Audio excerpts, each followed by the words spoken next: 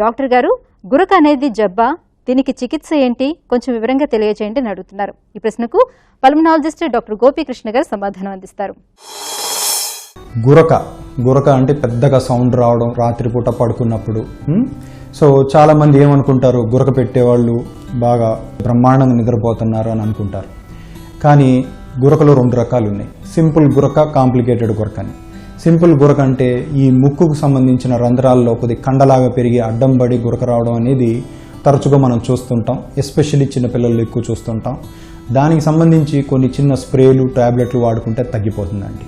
దానివల్ల మన బాడీకి ఏమి హాని జరగదు. కాంప్లికేటెడ్ గురక అనేది గొంతు దగ్గర నుంచి వస్తుందండి, ముక్కు దగ్గర నుంచి కాదు. ఈ గొంతు కాడ మనకి నాలిక, కొండనాలిక, టాన్సిల్స్ ఇవన్నీ ఏవైతే ఉంటాయో అదంతా ఒక పెట్టె లాంటిది. ఆ పెట్టెకి సంబంధించిన రంధ్రం రాత్రిపూట ఈ కండరాలు వీక్నెస్ వల్ల దగ్గరికి వచ్చేస్తాయి. అంటే ఆ పెట్టెకి సంబంధించిన రంధ్రం సన్నబడుతుంది.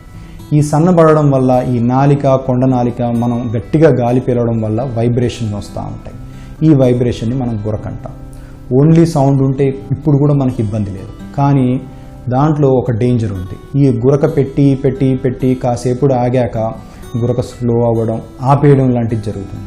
ఆ ఆగిపోయి ఒక 10 సెకండ్ల తర్వాత మనిషి ఉలిక్కిపడి లేవడం, అటు దొరలడం లేకపోతే ఇటు దొరలడం, రాత్రంతా సరిగ్గా నిద్రపోకపోవడం, ఏదో ఒకటి మాట్లాడుతూ ఉండడం కొంతమంది చేస్తూ ఉంటారు.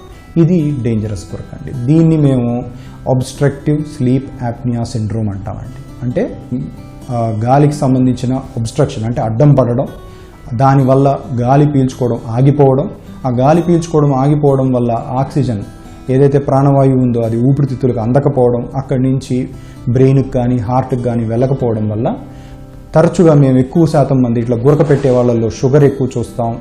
ఉన్న షుగర్ కంట్రోల్ కాకపోవడం, లేకపోతే చిన్న వయసులో షుగర్ రావడం, చిన్న వయసులో బీపీ రావడం, ఉన్న బీపీ కంట్రోల్ కాకపోవడం, మానసికంగా కూడా కొంచెం డల్గా ఉండడం, లేకపోతే కోపంగా ఉండడం. నాలుగోది బాగా బరువు పెరుగుతారండి వీళ్ళు, గురక ఉన్నవాళ్ళు. ఈ ఆక్సిజన్ అందకపోవడం వల్ల, కొన్ని హార్మోన్స్ లోపం వల్ల మనిషి బరువు పెరుగుతూ ఉంటాడు. సో ఈ ప్రాబ్లమ్ని మనం ఐడెంటిఫై చేసి అంటే కనుక్కోవాలి. అంటే ఒక రాత్రి మనం మన బెడ్ పార్ట్నర్ని కానీ మన ఇంట్లో ఫ్యామిలీ మెంబర్ని పడుకున్నప్పుడు గురక పెడుతున్నాడా, గురక ఆగుతుందా, ఆగితే మళ్ళీ ఉలికిపడి లెగుస్తున్నాడా, దొర్లుతున్నాడా అనేది మనం కంపల్సరీగా చెక్ చేసుకోవాలి. ఈ లక్షణాలు ఉన్నట్టయితే పగలు ఎలా ఉంటున్నాడు ఈ మనిషి, యాక్టివ్గా ఉంటున్నాడా, డల్గా ఉంటున్నాడా, ఏదన్నా ఐడిల్గా అంటే ఖాళీగా కూర్చున్న సమయంలో కూర్చొని నిద్రపోవడం, కునుకుపాట్లు అంటారు చూసారా, కూర్చొని నిద్రపోయి ఓ పక్కకు ఒరిగిపోవడం, ఇలాంటి లక్షణాలు ఉన్నాయంటే మాత్రం దీన్ని కంపల్సరీగా మనం టెస్ట్ చేయించుకోవాలి. టెస్ట్ ఎట్లా చేస్తాం, స్లీప్ స్టడీ అంటామండి. ఒక పూట మనం నైట్ అంతా వాళ్ళ శ్వాసకు సంబంధించి కానీ, హార్ట్కి సంబంధించి కానీ, బ్రెయిన్కి సంబంధించి కానీ నిద్రపోతున్నాడా ఈ మనిషి, నిద్రలోంచి లెగుస్తున్నాడా అనేది మనం రికార్డ్ చేస్తాం. రికార్డ్ చేసి మరుసటి రోజు క్షుణ్ణంగా పరీక్షించుకొని ఎస్ ఈ జబ్బు ఉంది అని నిర్ధారణ అయితే కనుక దీనికి సంబంధించి ఫస్ట్ బాగా వెయిట్ ఎక్కువ ఉన్న వాళ్ళైతే వెయిట్ లాస్ మేము కంపల్సరీగా అడ్వైస్ చేస్తాం.